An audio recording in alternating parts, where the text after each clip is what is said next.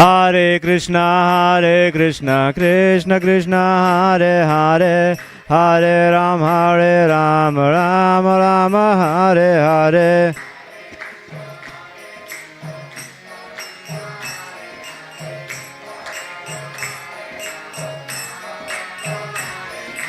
Hare Krishna, Krishna Krishna, Hare Hare, Hare Ram, Ram Ram, Hare Hare.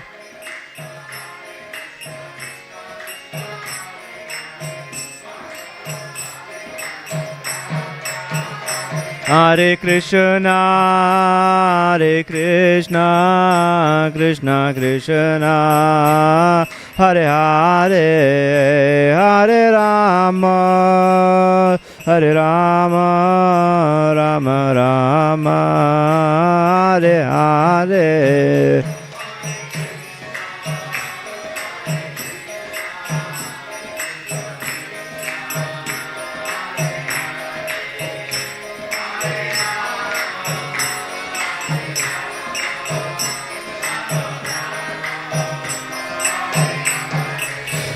Jaya Radha Gopinath, Radha Gopinath Shri Radhe.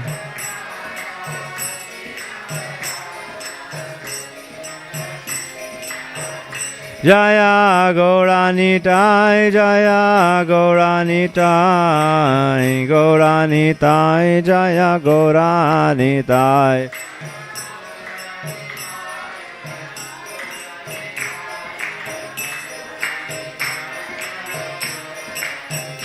Jaya Jagannatha, Jaya Baladeva, Jaya Baladeva, Jaya Subhadra.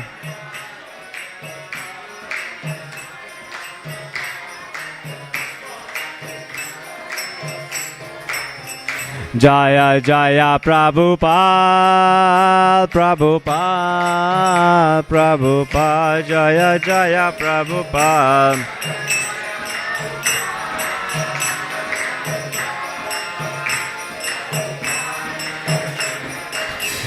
Jaya Jaya Gurudev, Gurudev, Gurudev, Jaya Jaya Gurudev.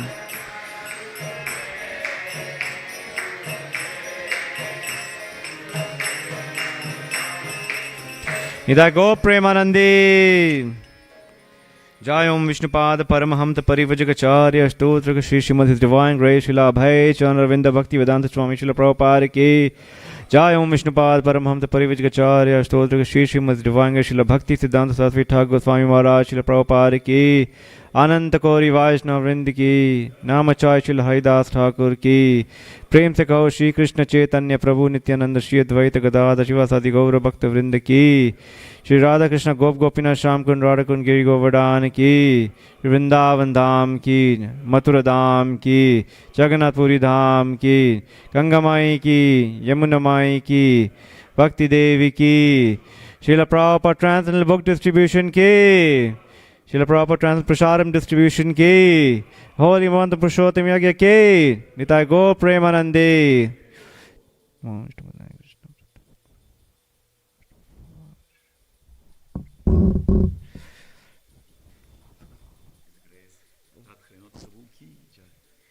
Gaur Bhakta Vrinda Ki.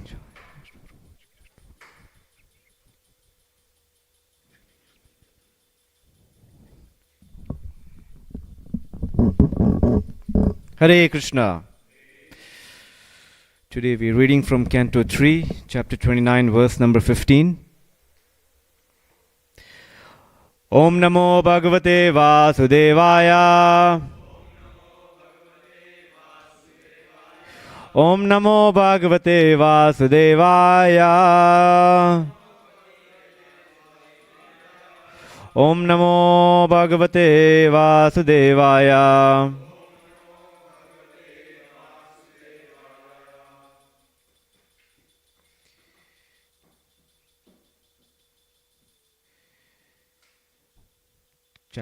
Canto 3, chapter 29, verse number 15. Nishe Nisevita manitena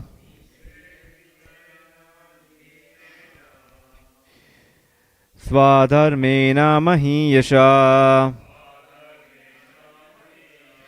Kriya yogena sastena Nati himshrena nityasa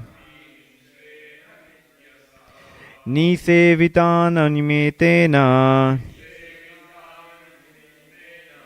Swadharmena mahiyasha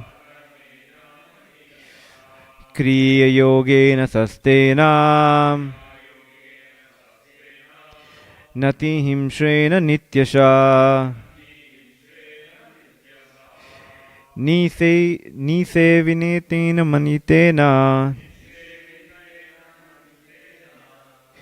Swadharmena mahiyasha Kriya yogena sastena Nati himshrena nityasa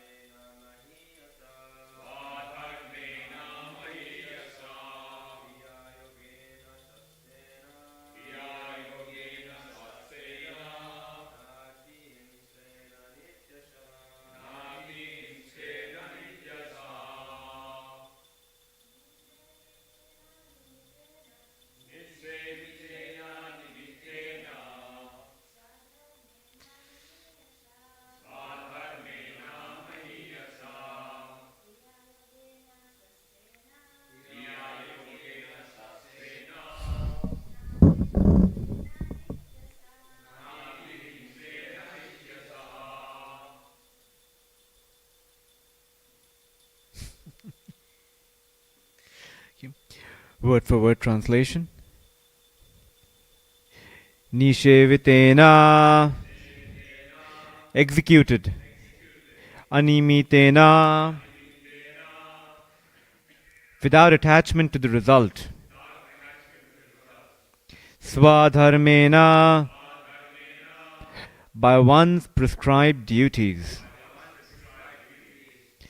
Mahiyasha, glorious. Kriya yogena, by devotional activities. Sastena, auspicious. Na, without. Ati himshrena, excessive violence. Nityasa, regularly. Translation and purport by His Divine Grace Srila Abhay Chandra Ravinda Bhakti Vedanta Swami Srila Prabhupada. Srila Prabhupada ki. Translation. A devotee must execute his prescribed duties, which are glorious, without material profit. Without excessive violence, one should regularly perform one's devotional activities. One has to execute his prescribed duties according to his social position as a Brahmana, Kshatriya, Vaishya or Shudra. The prescribed duties of the four classes of men in human society are also described in Bhagavad Gita. The activities of Brahmanas are to control the senses and to become simple, clean, learned devotees. The Kshatriyas have the spirit for ruling. They are not afraid on the battlefield, and they are charitable. The Vaishyas, or the mercantile class of men, trade in commodities, protect cows, and develop agricultural produce. The Shudras, or labor class, serve the higher classes because they themselves are not very intelligent. From every position, as confirmed in Bhagavad Gita, Swakarmanatam Abhyacharya, one can serve the Supreme Lord by performing one's prescribed duty. It is not that only the Brahmanas can serve the Supreme Lord and not the Shudras. Anyone can serve the Supreme Lord by performing his prescribed duties under the direction of a spiritual master or representative of the Supreme Personality of Godhead. No one should think that his prescribed duties are inferior. A Brahmana can serve the Lord by using his intelligence, and the Kshatriya can serve the Supreme Lord by using his military arts, just as Arjuna served Krishna. Arjuna was a warrior. He had no time to study Vedanta or other highly intellectual books. The damsels in Vrajadham were girls born of the Vaishya class, and they engaged in protecting cows and producing agriculture. Krishna's foster father, Nanda Maharaj, and his associates were all Vaishyas. They were not at all educated, but they could serve Krishna by loving him and by offering everything to him. Similarly, there are many instances in which Chandalas, or those lower than Shudras, have served Krishna. Also, the sage Vidura was considered a Shudra because his mother happened to be a Shudra. There are no distinctions, for it is declared by the Lord in Bhagavad Gita that anyone engaged specifically in devotional service is elevated to the transcendental position without a doubt. Everyone's prescribed duty is glorious if it is performed in devotional service of the Lord, without desire for profit. Such loving service must be performed without reason, without impediment, and spontaneously. Krishna is lovable, and one has to serve him in whatever capacity one can. That is pure devotional service. Another significant phrase in this verse is Nati him shrena, with minimum violence or sacrifice of life. Even if a devotee has to commit violence, it should not be done beyond what is necessary. Sometimes the question is put before us. You ask us not to eat meat, but you are eating vegetables. Do you think that is not violence? The answer is that eating vegetables is violence, and vegetarians are also committing violence against other living entities, because vegetables also have life. Non-devotees are killing cows, goats, and so many other animals for eating purposes, and a devotee who is a vegetarian is also killing. But here, significantly, it is stated that every living entity has to live by killing another entity. That is the law of nature. Jivo jivasya jivanam. One living entity is a life for another living entity. But for a human being, that violence should be committed only as much as necessary. A human being is not to eat anything which is not offered to the Supreme Personality of Godhead. Yagya shishtani santaha. One becomes freed from all sinful reactions by eating foodstuffs which are offered to Yagya, the Supreme Personality of Godhead. A devotee therefore eats only prasad, or foodstuffs offered to the Supreme Lord. And Krishna says that when a devotee offers him foodstuff from the vegetable kingdom with devotion, he eats that. A devotee is to offer to Krishna foodstuff prepared from vegetables. If the Supreme Lord wanted foodstuffs prepared from animal food, the devotee could offer this, but he does not order to do that. We have to commit violence, that is a natural law. We should not, however, commit violence extravagantly, but only as much as ordered by the Lord. Arjuna engaged in the art of killing, and although killing is, of course, violence, he killed the enemy simply on Krishna's order. In the same way, If we commit violence as it is necessary by the order of the Lord, that is called nati himsa. We cannot avoid violence, for we are put into a conditional life in which we have to commit violence. But we should not commit more violence than necessary, or than ordered by the Supreme Personality of Godhead. Om Ajnanatimirandhasya Gyananjana Shalakaya Chakshurun Militam Yena Tasmai Shri Guruve Namaha. Shri Chaitanya Manovishtam Stapitam Yena Bhutale Swayam Rupa Kadamayam Dadati Swapadantikam Vandeham Shri Guru Shri Yuta Padakamalam Shri Gurun Vaishnavam Cha Shri Rupam Sagrajatam Sahagana Raghunatan Vitam Tam Sajivam Sadvaitam Savadutam Parijana Sahitam Krishna Chaitanya Devam Shri Radha Krishna Padan Sahagana Lalita Shri Vishakanvitam Cha He Krishna Karuna Sindhu Dina Bandhu Jagatpate Gopesha Gopika Kanta Radha Kanta Namostute Tapta Kanchana Gaurangi Radhe Vrindavaneshwari Rishabhanu Sute Devi Pranamami Hari Priye Vancha Kalpatirubhascha Kripa Sindhu Bhaevacha Patitanam Pavanebhyo Vaishnavebhyo Namo Namaha. Jai Shri Krishna Chaitanya Prabhu Nityananda Shri Advaita Gadadhara Shri Vasadi Gaura Bhakta Vrinda. Hare Krishna Krishna Krishna Hare Hare Hare Rama Rama Rama Hare Hare Hare Krishna Krishna Krishna Hare Hare Hare Rama Rama Rama Hare Hare Hare Krishna Krishna Krishna Hare Hare Hare Rama Rama Rama Hare Hare.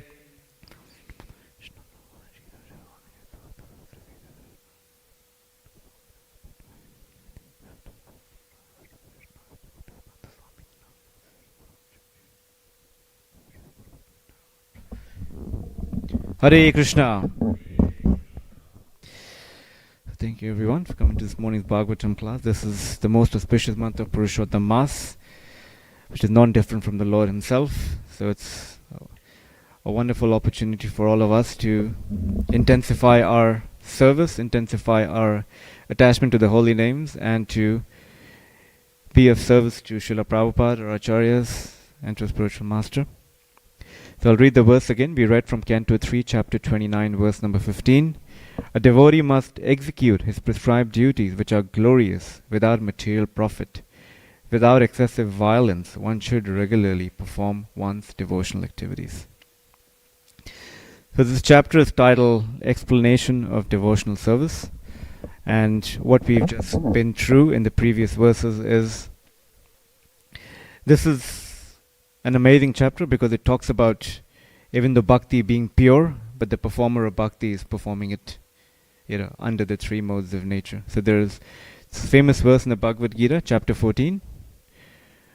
Mam chayo vyabhicharena bhakti yogena sevate sa guna samatityan brahma bhuyaya kalpate. One who engages in devotion service, unfailing in all circumstances, is considered to be liberated.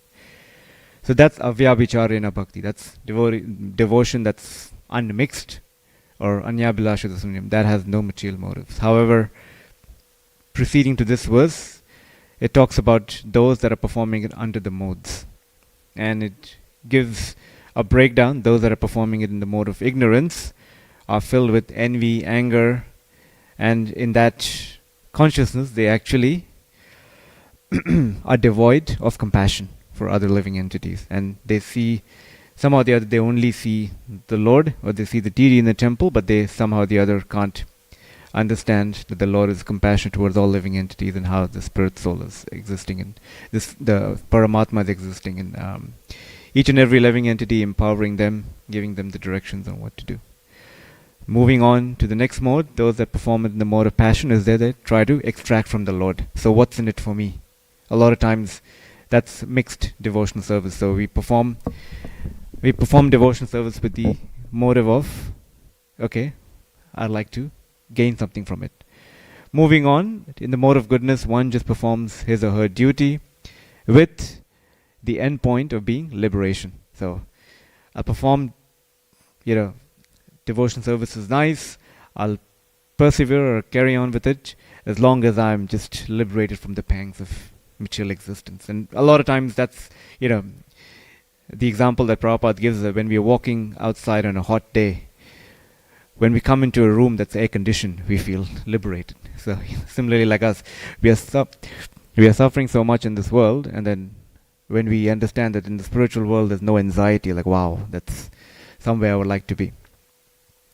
And then 11 through 14 gives an overview of bhakti beyond the modes, the words that I just described here.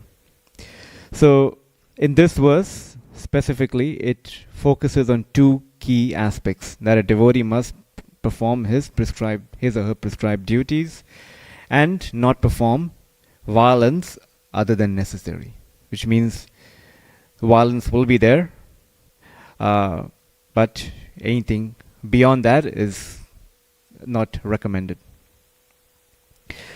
So as I was reading it, two verses came to my mind. One is Canto 10, when in Canto 10 there's this beautiful verse. In fact, in this month of Purushottam, it is recommended we read chapter 14 of the 10th canto, Lord Brahma's prayers. And in that chapter there's a beautiful verse here that Lord Brahma says. Towards the end of it is where the essence is, but the whole verse. Gyane prayasham udapasyanamanta evaha jivanti sanmukaritam bhavadiyavartam sthane stita shrutigatam tanuvan manobhe ye prayashujita jitopeyasi tastri pokiyam.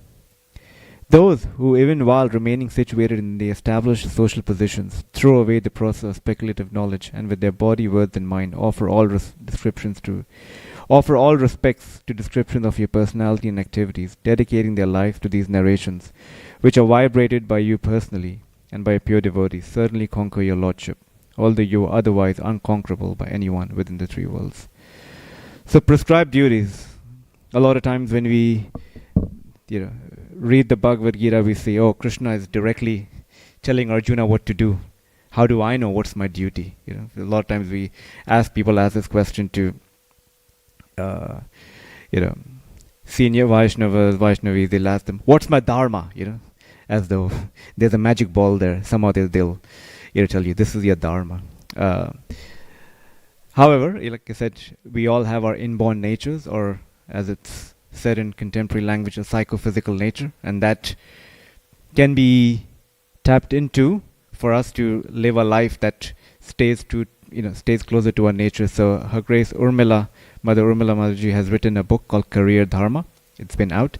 It gives a breakdown on what each of those four varnas are, and just giving us an overview where we fit in that whole social structure. But prescribed duties for us, what it relates to is that we should mold a material life in such a way that we live harmoniously to facilitate our spiritual life. So whatever position we are in, whatever occupation, whatever stage of life we are in, we should somehow or the other mold it in such a way that allows us the opportunity, the facility, and the scope for advancing in a Krishna consciousness. We may be full-time devotees living in the temple, we may be grihasthas living outside, or in whatever projects we're involved in, but as the verse goes, akama sarvokama mokshakama tarati tivrena bhakti yogena. Always forget the last bit. yajitam purusham parat. So a lot of times we'll see that devotees just say, or Prabhu, Maharaj, just add Krishna to your life. Just add Krishna. But they never tell you how much. It's always, add Krishna to your life. So, as I was reflecting on this, it just came to my mind a lot of times how many of us here can at least think or contemplate when we first saw devotees or when we first came in touch with this process, we said to ourselves, yeah, what they're doing is nice, but I'll stick to my program. How many of us felt it at that first attempt? So, when we first, get in touch with Krishna consciousness, we want Krishna on our terms and conditions. Krishna, thank you. I think I'll sign up for this, but it has to be, on my terms and conditions. Let's just see how it works out for me. And gradually, as we are going through this process that's described in the Chaitanya Charitamrita, Ado Shraddha, Sadhu Sangha, Bhajana Kriya, Anartha Nivriti, Nishtha, Ruchi, Ashakti, Bhava and Prema, as we go through them, if we just somehow or the other stick to the process or stick to the principles and the association of devotees, most importantly, that will allow us to come to the stage of Ashakti, attachment to the Lord. Over there, then we realize after all these years, where did I start off from and where am I now? I've let, there's so many things that have happened in my life. I've let Krishna into my life. It started off with me wanting my terms and conditions, but now I've accepted Krishna's terms and conditions. So that's how Krishna as a Paramatma works in our heart through the association of Vaishnavas, through the instructions of a spiritual master. So that's how we understand it to be. We gradually rise to the understanding of seeing things from Krishna's perspective. Once Srila Prabhupada was taking a flight. In fact, the first flight that he actually took was from, anyone knows what was his first airplane flight? New York to San Francisco, because he came to America on a boat or on a ship. So he took the first flight from New York to San Francisco, and when he was landing in San Francisco, he could see from a distance, from the sky, he could just see houses that just looked like matchboxes. And he called his servant and he said, look at these places, they just look like matchboxes. So if it looks like that from the sky, just think what it looks like from Krishna's perspective. So tiny and insignificant. So what does it look like from Krishna's perspective? So we come to the point of understanding things from Krishna's perspective. We should pray, we should beg for the mercy of the Lord to somehow or the other be his instrument. So there are prescribed duties that I mentioned here. Obviously they, like I said, for us, it's to marry our material life in such a way that our spiritual life is progressing in a way that's bringing us closer to the lotus feet of Shri Radha Gopinath. So, in terms of prescribed duties, there are regulative principles that we follow, and those regulative principles actually put us in touch with sattva. So there's a beautiful verse that Krishna describes to Uddhava in the Bhagavatam, Canto 11, Chapter 20, verse number 9. Tavat karmani kurvita na nirvedyata yavataha matkata shavadano va shraddhayavan najayate. If a person performs some dharma, some Vedic rituals, then gradually something wonderful happens.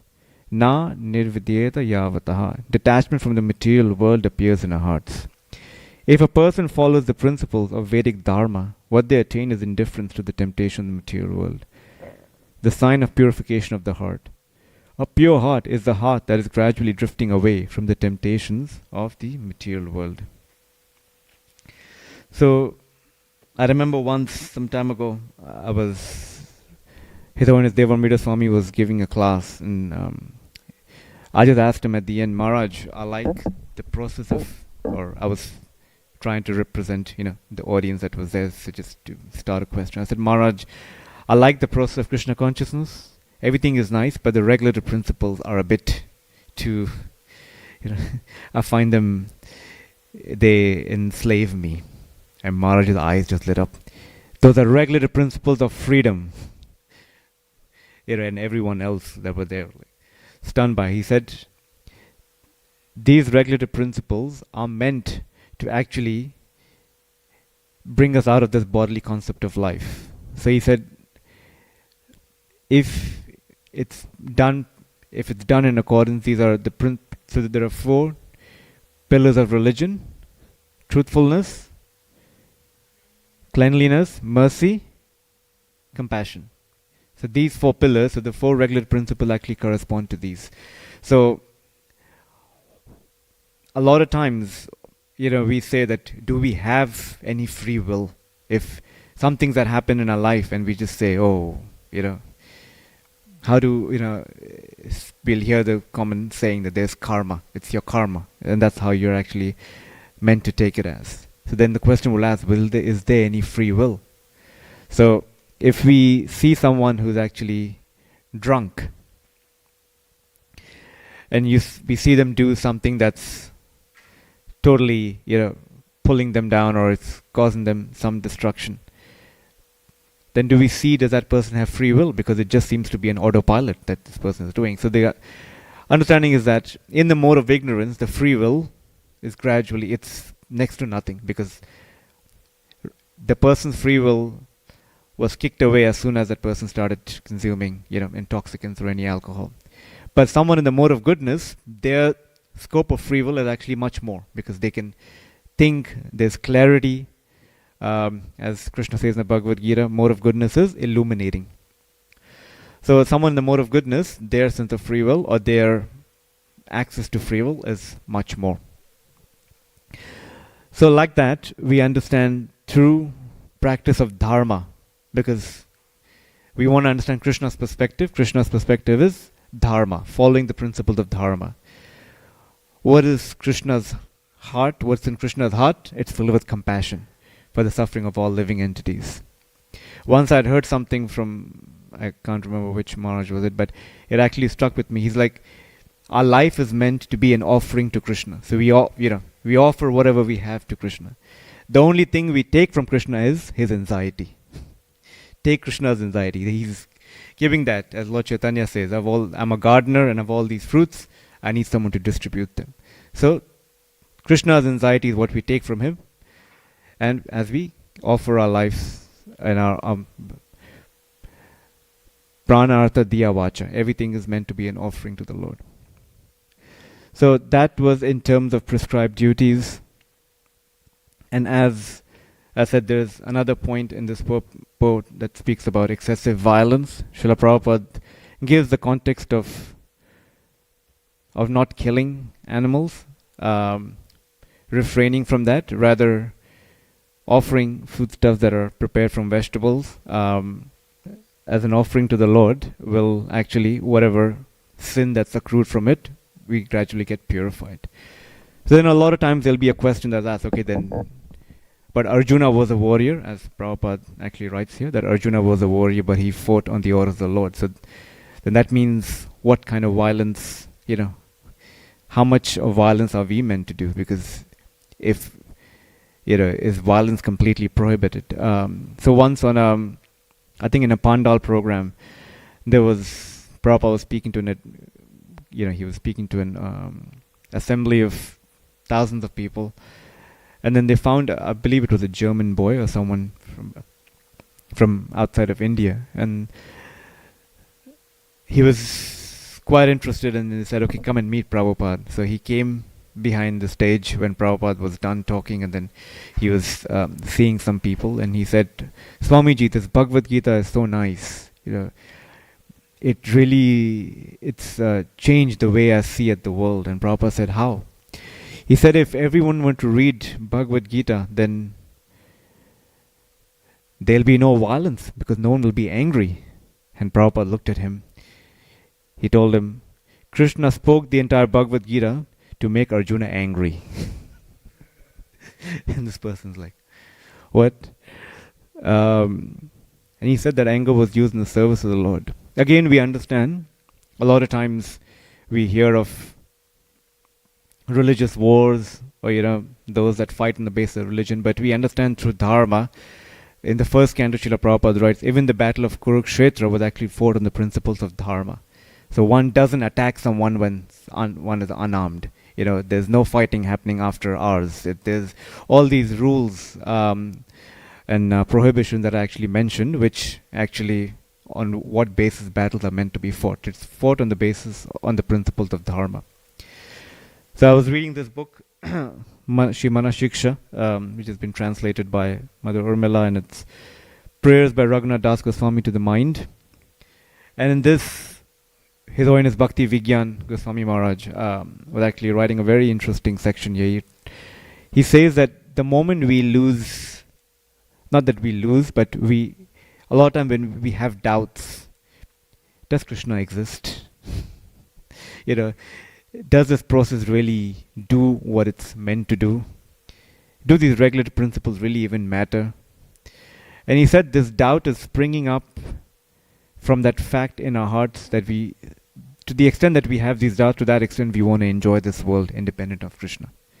We see this world as, if we have faith, because ultimately following these regulative principles, the underlying principle is faith. That we have faith in the process and then we take this up. But if we are lacking that faith, then that aspect of us should be understood that we somehow or the other want to still enjoy this world. And it's a progressive state. So we measure ourselves not by perfection but by progress. So, when we see some devotees, some personalities who are much more advanced than us, or not even much more, but even slight bit more advanced than us, we should see ourselves. We should not compare. We should beg for them for their mercy, for their blessings, but at the same time understand that where we were and where we need to be. So our progress. So basically, we measure ourselves based on progress. So I'll conclude here with a section on violence, where I said that there is violence and how that is not meant. There shouldn't be violence more than necessary. So once His Holiness Hanuman Prashaka Maharaj said that Arjuna entered the battlefield of Kurukshetra as a warrior and did not come out as a Brahmana. He came out as a warrior. So, we stick to a prescribed duty and dovetail that in the service of the Lord. So speaking of violence, there was this pastime with Srila Prabhupada in Juhu in India. It's been chronicled in this, it's been described in this book called The Juhu Story by Horan Giriraj Swami. So in this book, or as this pastime unfolds, it took many turns. There was so much that was happening. However, it came to a juncture where, again, we won't have time to get into it, but the temple, by some unscrupulous people, the construction was actually put to a halt, and the devotees were actually attacked by the mafia, and who had actually joined hands with the police. I'll say the other way around, the police joined hands with the mafia. So what happened is that devotees were being attacked, and somehow or the other, one devotee, when he saw the devotees being attacked, and slowly the what's the demolition truck, a crane or something that was about to dismantle the entire structure. As it was approaching, a devotee someone who knew the government officials, ended up calling a person named Bal Thackeray, who was, you can say I wouldn't say much, but a very influential personality in Bombay at the moment. And he called him up and described the situation. At that moment, Bal Thackeray called the chief inspector, or the chief, the sheriff of the Bombay police, and he said, in my city, a temple is being destroyed. Whose city is this? Who does this city belong to? And the police said, Bal Thackeray, or Bal Sahib. And he said, okay, if the city belongs to me, if something happens to the temple, I'm gonna, you should realize what's going to happen to you. And at that very moment, the sheriff called the police staff on the ground that was about to just about to demolish the temple, and he said, "Stop the demolition." So anyway, once that happened, devotees were released, but somehow the other there was, like I said, by unscrupulous means there was no permit. So the people on the opposite side, the devotees, the good guys and then the bad guys, they said that on Monday morning when the court opens, we're going to make this whole ruling unofficial and we'll actually grab the land. So the devotees had only Saturday and Sunday night to work on, to somehow restore the facility back to some, just to an aspect where it won't be considered to be demolished, where the temple structure would still be considered standing.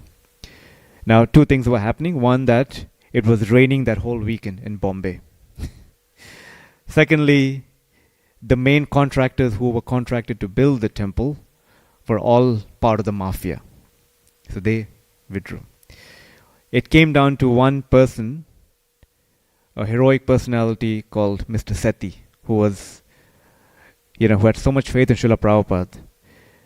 He said, I have a business and I'll go in the what we would consider to be the black market, or to get all the materials, all the asbestos, and I have 50 workers.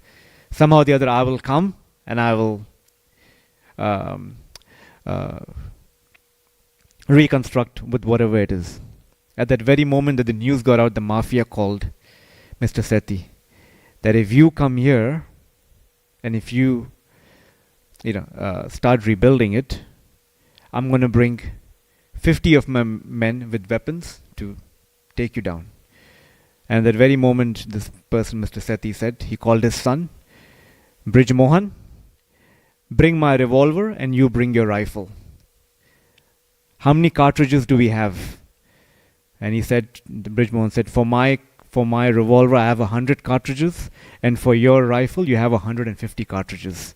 He called up, then at that very moment this conversation is happening with the other person there personally present, and he said, Matre was the other person's name. Matre, you bring 250 people. Now actually you take 251 people, I have enough cartridges for 250 people to take them down.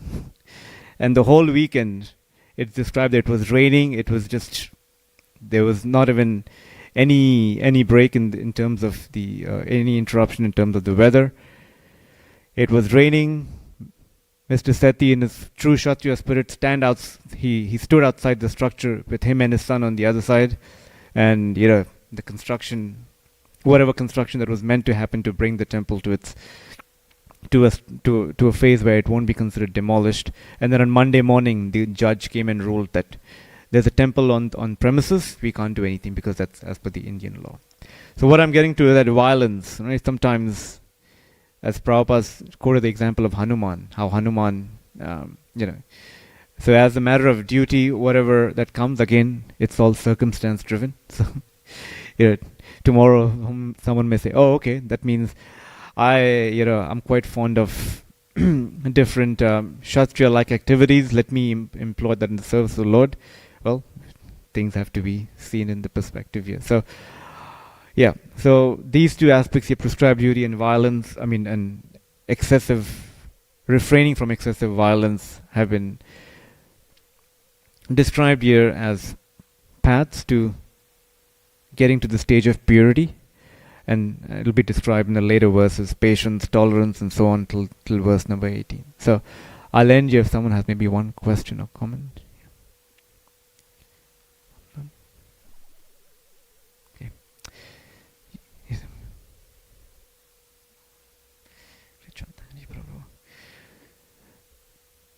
The listed duties within the framework of Varnashrama are intended to please Vishnu by diligently performing them.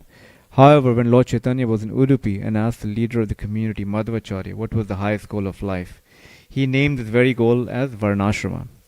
Sri Chaitanya said, you want to deceive me. This is not the highest goal of human life. Krishna Prema, love for Krishna, is the highest goal. And in a conversation with Ramananda Roy, he called following duties as the framework of Varnashrama, an external method of achieving the goal. Thank you, Prabhu. So very nice question. Chittahari Prabhu has asked that Varnashrama, and he's made the point here that Varnashrama is the means but not the end to it. So following along, if you see in that same, in Chaitanya Charitamrita, the conversation between Lord Chaitanya and Ramananda Roy, it starts from Varnashrama, and each time he says this is external, and then it ends with the highest mood of service is the mood of the gopis. So yes, if we follow along these verses that are being described here, we will, in fact, you'll see, I'll read the verse here, and the purport.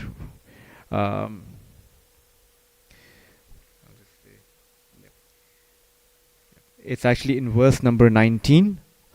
What's described in these verses is that Varnashrama is incomplete without the process of bhakti. So hearing and chanting added to Varnashrama is what makes it complete. So if you read verse number 19, it is said, gradually through following our prescribed duties, and then verse number 19, when one is fully qualified with all these transcendental attributes and his consciousness is thus completely purified, he is immediately attracted similarly by hearing my name or hearing of my transcendental quality.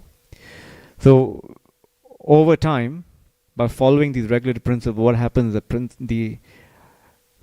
a material, detachment from material activities start happening. And what that does is that brings faith in hearing Krishna Katha. So we lose interest in what Maharaj writes in the book, Jada Katha, which is mundane Katha, or as Chaitanya Charitamrita says, Gramya Katha, and then we get attracted to Krishna Katha. So we should measure ourselves, okay, how much of an attachment I still have to my habits, which goes through the Anartha Nivritti phase. There is, this past week, we were fortunate to get a biography of His Grace Aindra Prabhu in the temple. And as I was reading it,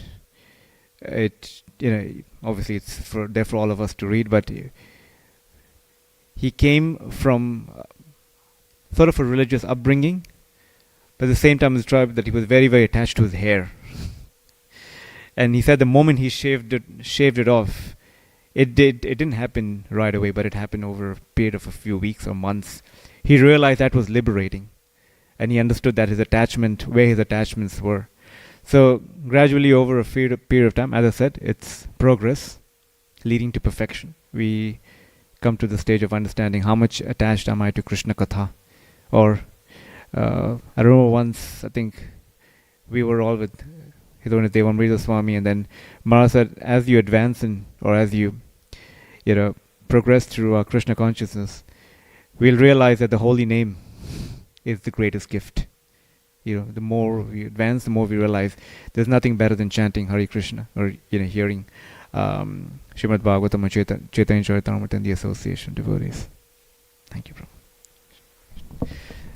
Thank you. Grantra Srimad Bhagavatam ki, Shri Purushottam Masi ki, Srila Prabhupada ki, Go Premanandi, Gaur Bhakta Vrinda ki.